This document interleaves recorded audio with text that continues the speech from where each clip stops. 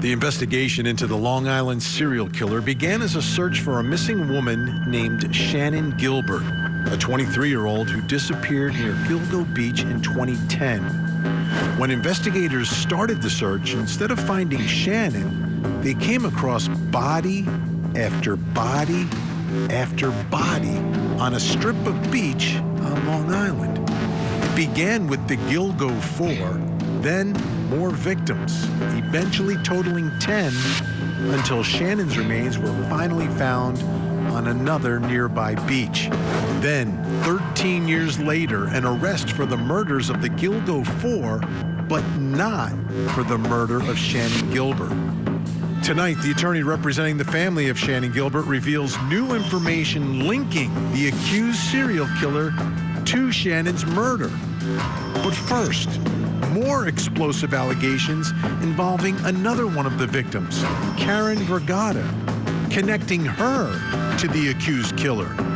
A swinger party at the accused killer's house with a cop, a witness, Karen Vergata, the accused killer, and his wife.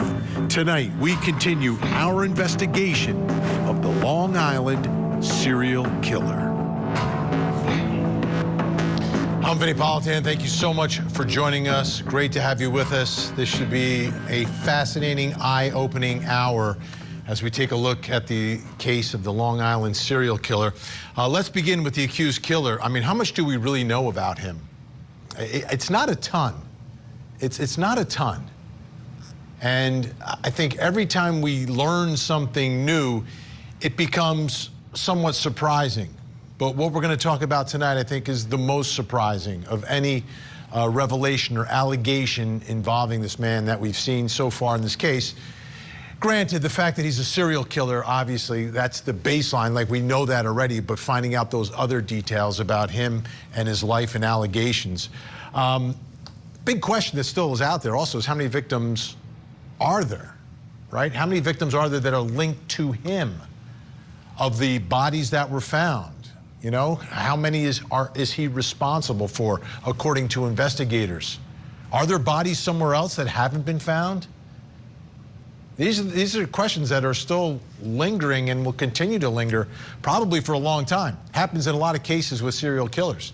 Have they told us everything? Are they hiding anything? Are there more victims out there? A lot of unanswered questions. With one of the women who was found, one of the victims who was found, Karen Vergata, I think the question, something we're going to look at tonight, is there a link between her and this accused killer? This is significant, and this is going to be the first part of our discussion tonight. And this is the one where we were like,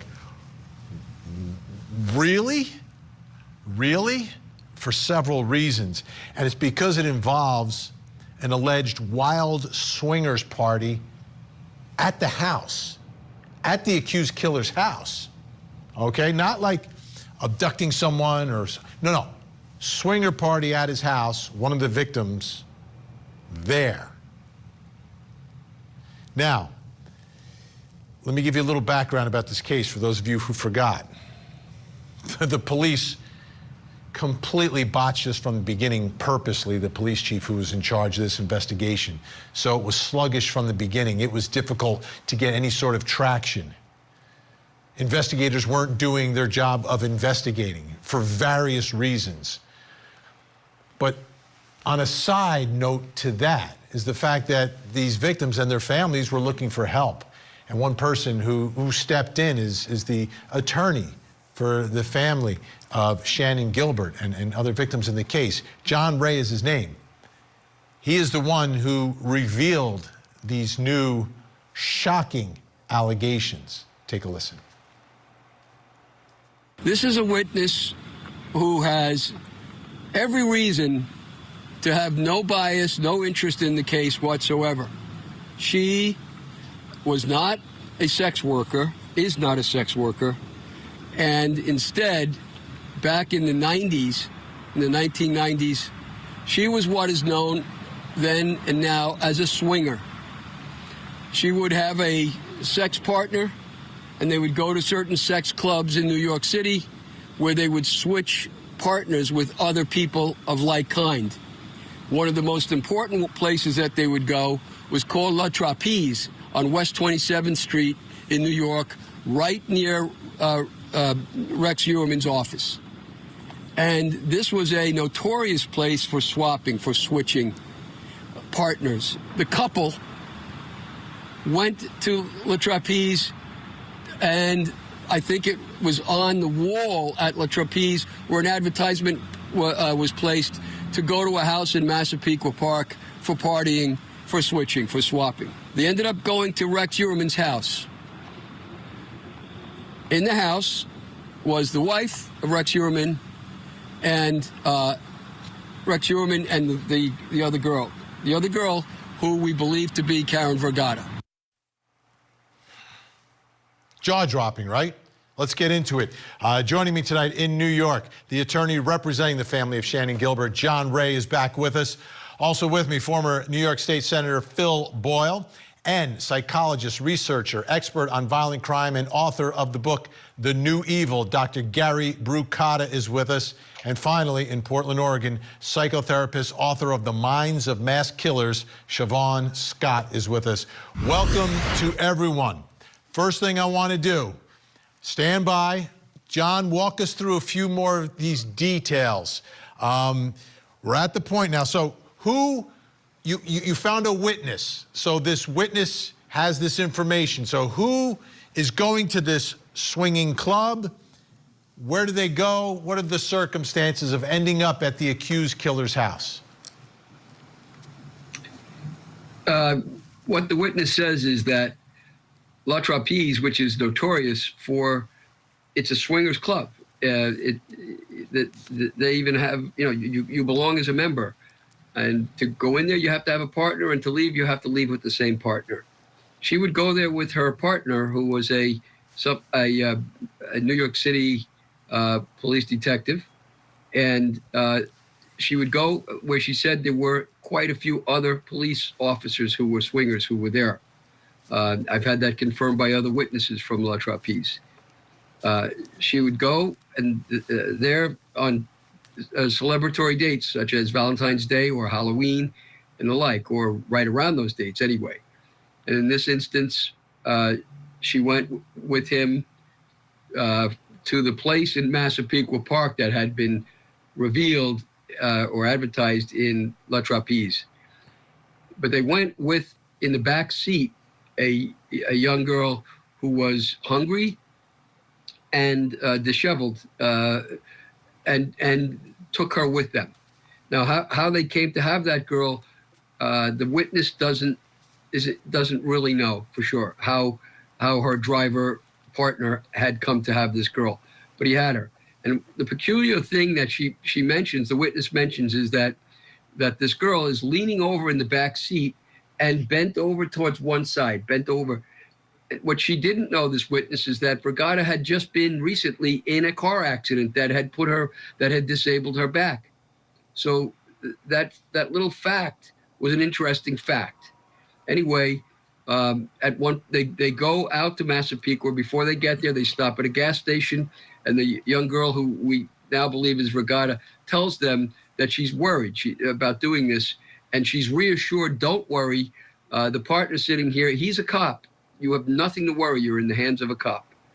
So they went there to the house, and the partner went with Heuermann. And apparently the swinging goes both ways in terms of sex. So you're saying the detective and the man who's been accused of being the serial killer go off together, the two men, and Karen Vergata, who stayed there with your witness, and who else was there? It's not clear that Vergata stayed with the witness. It appears that she also went downstairs. So she may have been part of the tryst. With Heuermann. I don't know. She didn't know. She remained upstairs with Mrs. Ellerup, with Osa Ellerup, and she offered Ellerup sex, and Ellerup declined. The witness believes she declined because the witness is African American, but we don't know. And has she seen pictures of Asa? The witness seen recent pictures of her, and did she still say, oh, that's the one who was there that night? Yes, she's seen all the pictures that, have been on TV. And so that's an interesting question. Does it create a source of great imagination to come up with this story that may not be true? You have to test that credibility of that, and you have to look for corroboration, of course. I tested the credibility for approximately 9 hours, 3 hours, and then 3 hours again, and then another 2 hours and an hour with the police department, an hour and a half with the police department. Detectives who sat with her and examined her in my presence. So, that was vetted as far as you could vet, and now the corroboration need take place. But many of the things that this woman said, you would say that the core of everything she said, stretching her mind back, 27 some odd years, was there. And the details that she gave that she could remember, they all seem to be verified, checked out. So now, far, we're at the house. Not us, but they're at the house. Okay, I'm going to clear that up, right? What happens? Like, what happens of note to her, I guess, by the end of whatever takes place between the accused killer, the police officer, and maybe Karen Vergata? Well, the witness says that she became annoyed, the witness, because her partner had disappeared with Rex and didn't come back. So she began to call out for him, and she was given a drink as well by Miss Ellerup. So she went looking for him, and he emerged, and it's not clear to me whether he came from downstairs or he came from a back room. That's not clear, but he emerged, and she ended up having sex with Heuermann as well. She remembered it. She recalled it as she was telling the story, and but beyond that, the details are a little unclear. At one point, Heuermann leaves the premises, goes out in the backyard, and starts a fire in a big vat, or a big canister of some kind. And it's 1 or 2 o'clock in the morning, which upset the witness because the witness said, "Hey, this is going to attract the police." But in any event, the tryst ends. She leaves with her partner. But the interesting fact that she tells us is that when she arrived at the premises, they were driving the partner's car. When they left in a different vehicle that was on the premises. So that would suggest that the partner and Heuermann knew each other beforehand. To be able to switch cars on the premises. Has she been able to identify this officer? So do you know who he is? Has she revealed that name? Unequivocally, she's identified. I know his name. I know his history. We know a great deal about him. So we know. And was he involved in the investigation of the Long Island serial killer? No, he was not at all. And think about it. This is a woman who's willing to come forward, make these statements. Her memory's not going to be perfect, stretching back that long, but the core is there, and she does so under oath, where she knows she's punishable by penalties of perjury in a very important case, and does not want to have her name revealed or her identity, and isn't looking for anything, isn't looking for, to be famous, to get movie rights, make money, that sort of thing. So there's a lot of reasons to say that her story has credibility, and these little details that just, how do they get in there if they're not true? They're kind of odd. And they leave without Vergata, and they see Vergata as they are leaving, right? And she's running from the house? Yeah, what happens is when they first get in the vehicle, she sees Vergata through the window, and she says Vergata looks very upset. So she says to her friend, why are we leaving without her? And the friend tells her words to the effect that, don't worry, they're just playing a game. There's nothing, no problem. Then the girl runs out of the house somehow, naked. And this is in February, and runs past the garage. So you can see where that is in the picture. And now the witness gets upset again and says, wait a minute, why are we leaving her behind? And she's told, don't worry, she's running. It's just a game they're playing. It's not a problem. So they leave, and she was uneasy about it. But didn't do anything and didn't think about it again for years until this thing crops up and she sees Vergata on television, which causes her to have an emotional breakdown because she recognizes her and says, that's the girl we left behind. Wow. All right, let me bring in my guest, get a little bit of analysis here. Dr. Gary Vergata, I'll start with you.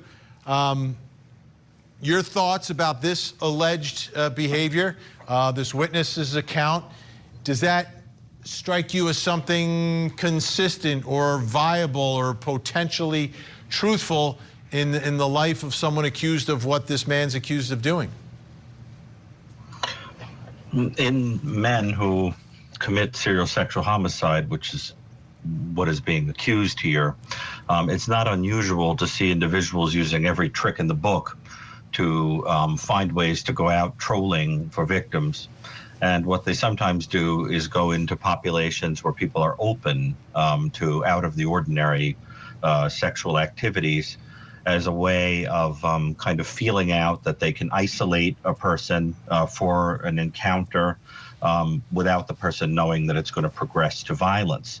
Because the whole idea is you need to, number one, be able to seek out people who have a very particular look to fit your psychosocial needs in the fantasy. But then you also need to be able to isolate the person in a way that has a kind of cover story to it, what she was doing there, what we were really going to do, so that the whole thing is sort of methodically planned out, I think, to have a pool in which to fish for victims. Siobhan Scott, what's your reaction to these allegations? Well, it's horrifying, but millions of people engage in unconventional sexual behavior and what society considers acceptable fluxes over time and in different subcultures. But this kind of sex club environment, because it is more open, I think it's likely to provide a fertile field for people with paraphilias that can potentially be predatory and very dangerous. So it seems plausible. Wow. All right, Phil Boyle, let me ask you, this is a case that obviously has a history of some bad behavior by police. The allegation here is that it is possible that this detective was kind of hanging and running around in circles with the man now known as the accused Long Island serial killer. Your reaction tonight? Well, Vinny, I'm glad to see it wasn't a member of the Suffolk County Police Department, which has been part of the problem in the leadership at the beginning of this investigation. This is NYPD, evidently. But one thing that struck me, what John Ray was saying, was a description. So if you had a normal possible suspect, right, from 20 years ago, if a young woman said, no, I remember them, they were 5'11", dark hair, whatever, it could be anybody. But Rex Heuermann's physical description, we all know, is very, very unique. 6'4", 240. When you see the pictures of him in the perp walk, and he's towering over all the police officers around him. So if you're going to remember someone from 20 years ago, it's going to be this guy. I believe the boyfriend of one of the victims described him as ogre-like, and that's basically what his physical description is. So I think it lends a lot more credence to this young woman's testimony. Absolutely. Great point. We can't forget, you know, this guy doesn't really blend into a crowd that much. Okay, our guests are staying with us. All right, we talked about Karen Vergata. When we come back, we're going to talk about Shannan Gilbert and her potential link to the accused Long Island serial killer before she disappeared. Plus, coming up next hour. In Moscow, Idaho, the man accused of murdering 4 University of Idaho students says the charges against him should be dismissed. And tomorrow in court, Judge is expected to make his ruling. And tonight we are live from Moscow with the latest. Do you understand the charge in count 2, murder in the first degree? Yes. Do you understand the maximum penalty? Yes.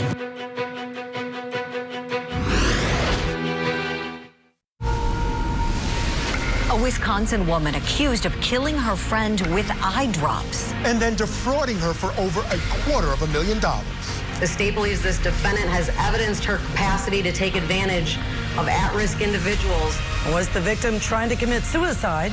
Or was she murdered for money? The Eye Drops Murder Trial. Live coverage weekday mornings at 8, 7 Central on Court TV. I'm Young Chanley Painter in Moscow, Idaho, where the accused mass murderer Brian Kohberger is trying to get his indictments thrown out. This is Court TV, your front row seat to justice.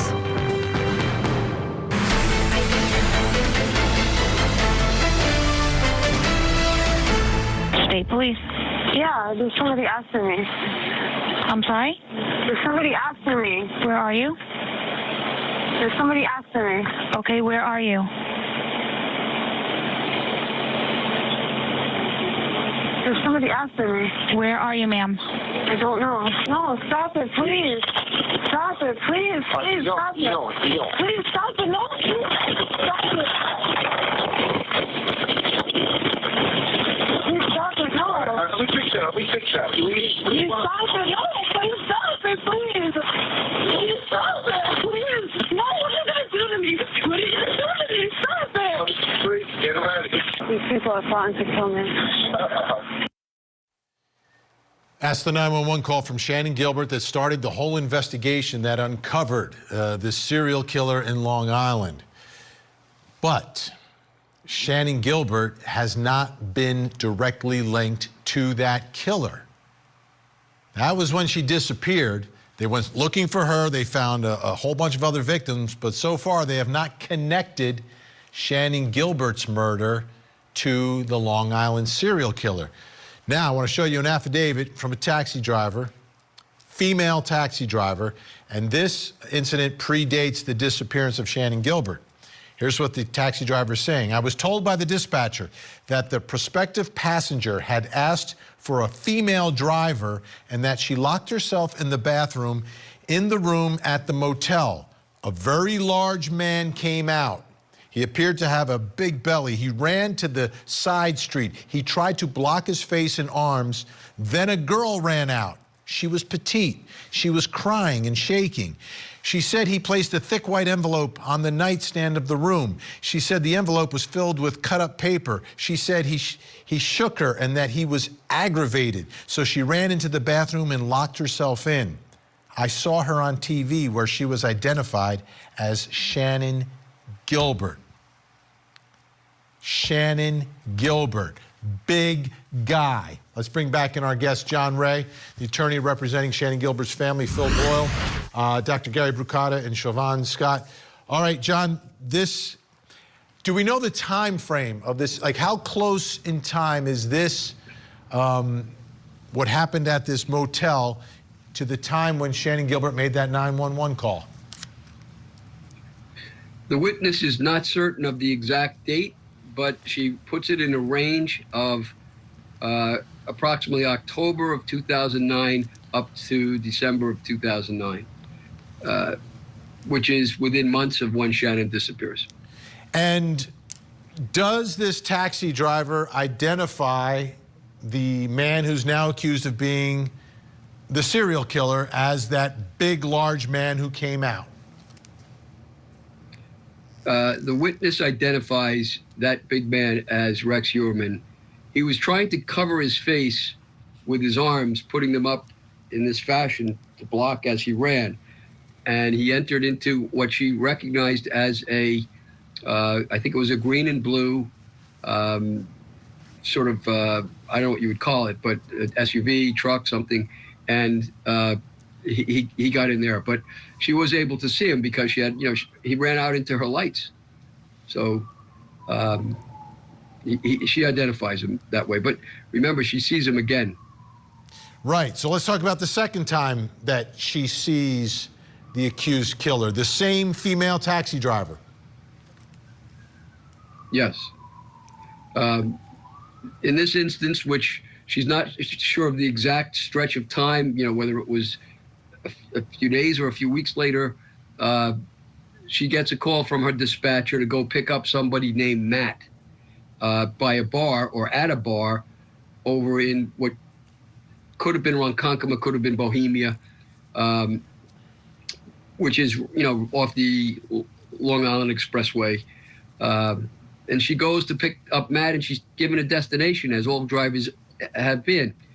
Matt pops up on the side of the street when she pulls up on the side street, and he's wearing a camouflage jacket with what she thinks is a T-shirt underneath it and a lanyard with what looks like a police placard of some kind. And he comes to the car and gets in the car and sits in the middle and leans over, with his arms up, and tells her that they're going to go and take the girl, a woman who was in the window of the adjoining house on the other side of this very narrow street, going to take him for a long ride in the woods. As soon as she hears this, and the guy seemed to be extremely agitated, she says, "I'm not going," because he had changed the destination, and she knows from training, when they change the destination, you don't go. So she said no, she wouldn't go. He got very angry. He became argumentative. At one point, she said to him, "Would you talk to your mother like that?" And he said, "My mother is dead." He raged it out. We checked, by the way, to see if Heuermann's mother was dead. She was not. Then he has a handgun, and he cocks the handgun, and basically says, I just give me a reason to kill you. I already want to kill you. And she argues and says, look, you can have my keys. She turned off the car, said, you can have my keys, you can have my money, you can have whatever you want. But I am not driving anywhere. So the dispatcher comes over the radio and starts saying frantically, we know you're there, we know who you are, get out of the car. And meanwhile, the girl could be seen in the window right next to the car. So Heuermann gets out of the car. And she drives away, but she encounters a police officer coming right down that street. So she assumes that 911 had been called and he's coming. He has his lights off and he's cruising very slowly down the street. She encounters him, they talk, and she tells them, listen, one of your own is back there. He's having a bad day. She says that because when she was in the car, she says to the guy, because of the lanyard, "Are you a cop?" And he says, yes. She says, from where? And he says, Brooklyn. That's where the other guy came from, the detective. The detective was from... He worked in the Brooklyn area. From Brooklyn. All right, Dr. Gary Vergata, your analysis of this behavior that we're hearing from these two incidents at the motel with the fake money in the envelope and then trying to get a female taxi driver to take him and another woman into the woods. All of this is entirely consistent with somebody that has extremely specific needs to fulfill a sexual fantasy. And there is absolutely nothing in any of these stories that is shocking to me, because I've heard everything under the sun in terms of the ploys that are used by people who are generally narcissistic, psychopathic, sadistic, to lure people to precisely where they need them to be to play out those particular fantasies. We also know that people of this type, who generally begin their offenses in their late 20s, don't really stop. And over time, almost in a blueprint fashion, keep repeating an offense over and over and honing it so that it almost takes on a kind of a mechanical quality in the attempt to perfect that fantasy. And so I would imagine that we can tell an awful lot from the little glimpses of MO that may have been seen here and little glimpses of signature and psychological elements glimpsed here about other crimes that may have happened. I was particularly fascinated as a psychologist to hear the little lie about his mother being dead. I don't think it takes a Freudian to interpret what is interesting about that particular lie in that moment, and what that may say about the origins of a person's misogyny. But I think that there is nothing shocking here at all, no. Siobhan Scott, do you think if they took that ride, there'd be 2 more dead women? Yeah, kudos to that taxi driver for thinking. I mean, that's, as a female, I can say that's a chilling scenario. But yeah, it seems like this is a person who was compulsive, driven, bold, confident, and the allegations of possible connections with law enforcement are also chilling. Phil Boyle, let me ask you, how confident are you with this information and people coming forward, that the investigation that is happening now of this accused killer will really take a look at everything and try to get some sense of justice for all the victims in this case and consider this evidence. Yeah. Well, I give credit to John Ray for bringing these women forward. I hope that they go to law enforcement and are interviewed by the task force, by the Gilgo Beach Serial Task Force, to add their voices, because as you know, I mean, they're charging Mr. Heuermann with only 3 murders as of right now. He's a prime suspect with Ms. Brainerd Barnes' death, but there's also at least 6 other victims there, if not more. And we all know how this investigation was bungled at the beginning from the hierarchy of the Suffolk County Police Department. And as the doctor knows, and we all know, people usually don't, as if they're a serial killer, they probably don't stop acting on these fantasies for 10 years. So there could be several other victims out there, and thank God these young women were not. But I hope that, again, that the women that have given this testimony go to the law enforcement and the Gilgo Beach Serial Killer Task Force to add their names, and they can add this to the investigation. I mean, this is like jaw-dropping information. Really appreciate everyone coming on tonight. John Ray, always great to see you. I know your time is valuable. Thank your client for us, please, as well. Phil Boyle, thank you. Dr. Gary Brucato, unbelievable. Siobhan Scott, you guys know what you're talking about, and every time I have you on, I learn something new, so thank you all so much. When we come back, folks, we're going to bring in the attorneys representing the accused killer's wife and the attorney representing the children to get their reaction to what we learned tonight.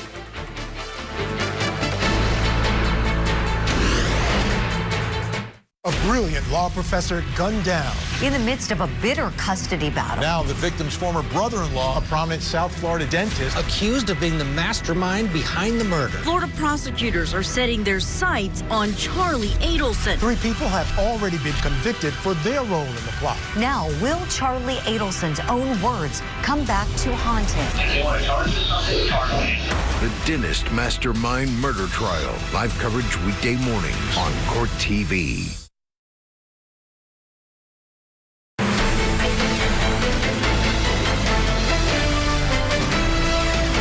How are you holding up? I know you can't talk about the case. How are you holding up? What you see, right? It is what it is. How's your children doing? I'm not going to indulge in that one. Not going there.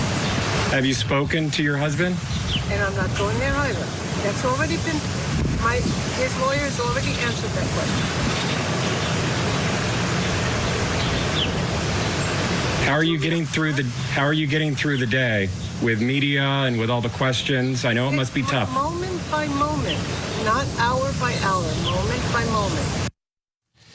And that's another big part of this case that we've been talking about is, you know, a family that's thrown into the middle of all of this. And, you know, you didn't ask for this. You're placed in the middle of this incredible storm and fire. The good news for Asa and for the children is that they're represented by strong, incredible attorneys who are joining us tonight in New York. On the phone, the attorney representing the accused killer's children, Ves Mitev, is back with us, and the attorney representing his estranged wife, Asa Ellerup, Bob Macedonio, is with us. Guys, appreciate you joining us tonight. Thank you so much.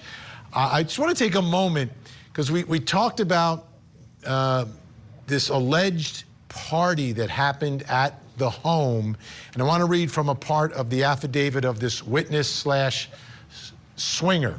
She said, R.W. and I chose to go there, to the Heuermann home, in February 1996. Asa told me words to the effect that Rex brought her from her country and that everything she had, he has given to her. She said that she was lucky that he was rich. She also said she was afraid of Rex. So that's part of the affidavit. The other part is that there was some wild swinger party at the home that night, including one of the victims being there. So let me begin with you, Bob. Any reaction from Asa to these allegations by this witness who has come forward?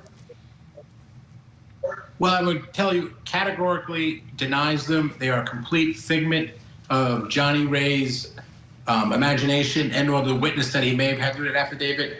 In February of 1996, Asa Eller would have been pregnant with her daughter, Victoria. So it makes no rational sense. It didn't happen. This is the third victim that John Ray is trying to attach to his victims and or his pursuit of a financial windfall from this case. We've had him attach former police commissioner James Burke. We've had him attach the former businessman James Bissett. Now this is the third and hopefully the final attempt by John Ray's participation in this figment of his imagination, chasing his tail for the past 12 years. One follow-up, and I'm not sure on this question. Also, the allegation that Asa was brought to the United States, I guess, from her country by Rex is completely 100% not true. Asa came to this country when she was 3 years old, and didn't meet Rex until she was 18 years old, working into a 7-Eleven in the local community where they both resided. So that is no basis in truth in it. None. Zero. All right. That's why we brought you on, Bob. So, Vess, the other part of this story is it's 1996, so it's before I think the children are in the picture. But any reaction from the children to these allegations involving this wild sex swinging, swapping, switching party at the house? Well, I think, Beetlejuice on Howard Stern has a more coherent narrative and an origin story than what we've been hearing. I mean, that makes more sense than what's been trotted out in the papers these last couple of weeks. And I have to point out one thing. When they say affidavits connect Rex Heuermann, affidavits, that word, as you know, means something. It means you swear under oath to tell the truth. But the problem here is we have anonymous witnesses making claims that will never be prosecuted under oath of any kind. So anyone can say anything. I mean, penalties of perjuries abound. I mean, these are completely fabricated claims, and they're being trotted out for one purpose and one purpose only, and that's to hog the limelight. So any reaction, though, from the children themselves? Have they been paying attention to it? Did they hear it? Do they have any statement that they want to make relative to it? They're not paying attention to any of this, nor should anyone really that has an ounce of common sense or an ounce of feeling that anything that's being said here is just hokum. So the reaction is, of course, one of contemptuous disdain, because that's all that this merits. And as we said all along, I mean, these allegations, they don't even merit a response, and that's the response. Bob, how's Asa holding up these days? It's been some time now. Are things getting a little easier for her, or is it still a struggle every day? I wouldn't say they're getting easier. I would say this has become the new normal. After July 13th, life has been turned upside down for herself, Victoria, and Christopher. And Bess and I have been working very hard with the family to stabilize them. They're dealing with it. She's going to let this play out in the courtroom, not in the media, not on all these baseless allegations. Almost every single day you hear a new podcast or a new witness come forward or a new Johnny Ray interview making baseless claims like Bess just said. So we've instructed them not to pay attention to them. It's like ripping the scab off a womb every time you listen to this stuff. So they're trying to move on with their lives, get themselves back to whatever the new normal is going to be, and let this really play out in the courtroom with the evidence and the facts of the case. And speaking of courtrooms, Bob, do you suspect that she might be a witness in any of this? I don't suspect, but I don't see what she could possibly be a witness to. There is the task force. If and when we are contacted, she will obviously fully cooperate with any investigation. I don't believe she has any relevant information, though. Bob Macedonio, I appreciate you coming on tonight. Great to hear from you. We like to hear all sides of everything whenever new information is put out in the public. Vess, great to have you on again as well. We'll speak again. Thank you. Thank you.